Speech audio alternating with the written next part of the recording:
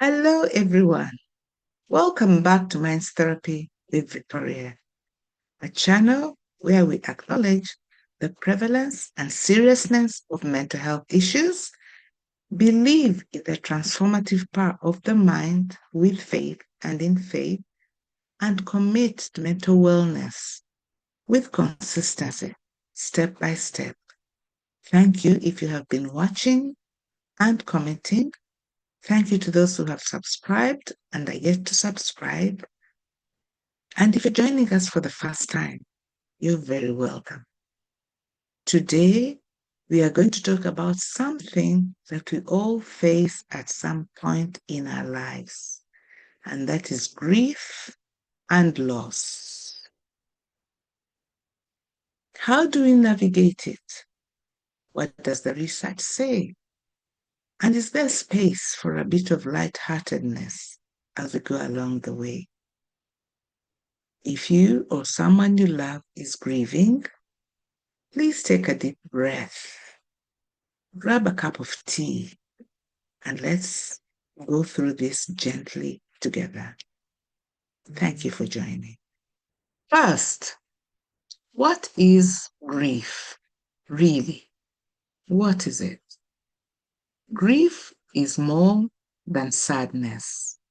It's a complex response to loss. It can look different for each of us. Sometimes it's loud and sometimes it's quiet, but it's always real. And it's okay to feel whatever you feel. Grief is a whole body experience that touches our mind, emotions, and even our funny bones. Loss can be a person, a job, or a season of life. And let's be honest, grief can sometimes make us forget where we put things. Sometimes it feels like our brain takes a vacation just when we need it most.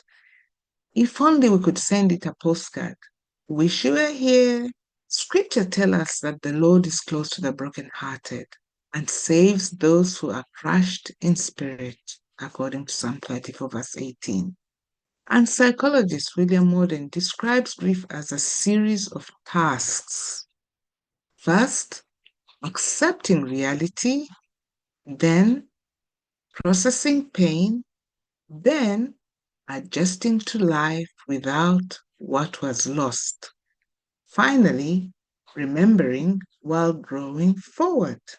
So why does grief feel so overwhelming? Well, our brains love certainty. Loss flips that upside down. The limbic system, your emotional control center, goes into high alert. This is why you might feel like you're on an emotional roller coaster with no seatbelt. And here's a comforting truth. Grief isn't a problem to fix. It's a process to walk through. Even Jesus wept when his friend Lazarus died.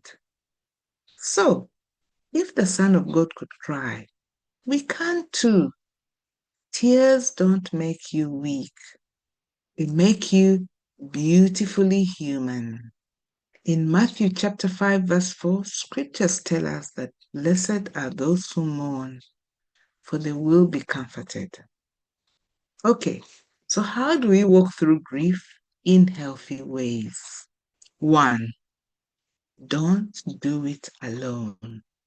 Social support is one of the strongest protectors against complicated grief. Sit with people who hold space for your tears, your silence, or even your awkward jokes. Whether you're laughing, crying, or just sitting quietly, company makes the journey lighter. Number two, create rituals. Lighting a candle, writing letters, telling stories, or visiting a grave. These acts help your mind process what happened. Number three, cover the basics. Eat, sleep, Stretch your legs outside. It sounds so small, but your body needs strength to carry the emotional load. And 4, yes, you're allowed to laugh. Did you know laughter lowers your stress hormone? If you find yourself giggling about that time your loved one hid the TV remote in the freezer, let that laugh out. Grief needs breath and space for your joy too. Remember, it's okay to chuckle at memories or at the fact that Auntie Linda once hid the TV remote in the freezer for safekeeping. We all have our moments. Scripture tells us to cast all our anxiety on Him because He cares for us. And that is in 1 Peter chapter 5, verse 7.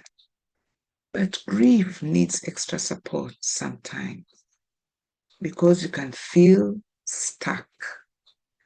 If you find it's stopping you from living your life for weeks or months, or you're struggling with dark thoughts, please reach out for extra support. Therapy, faith counseling, and grief groups can do wonders. And if you're supporting someone grieving, you don't need perfect words. Just sit with them. Bring tea, bring snacks, be there. That's more powerful than any advice you could give. Scriptures remind us to carry each other's burdens, and in this way, we will fulfill the law of Christ. That's in Galatians chapter 6, verse 2. Now, as I close, I'd like to remind you that grief is one of the hardest journeys we walk in this life, but we don't have to walk it alone.